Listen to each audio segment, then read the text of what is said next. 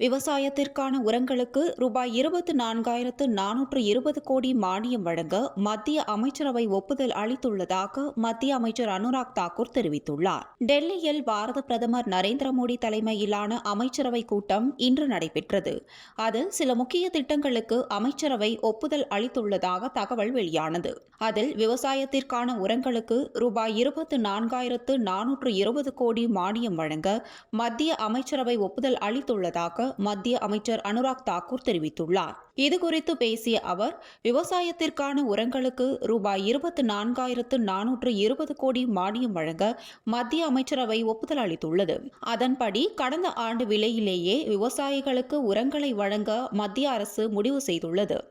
அதேபோல் ரூபாய் 75,021 கோடி செலவில் 1 கோடி வீடுகளில் சூரிய மின் தகடுகள் அமைக்கும் திட்டத்திற்கும் ஒப்புதல் அளிக்கப்பட்டுள்ளது. இத்திட்டம் மூலம் 1 கோடி குடும்பங்கள் தலா 300 யூனிட் மின்சாரம் இலவசமாக பெறுவார்கள் என்று கூறினார்.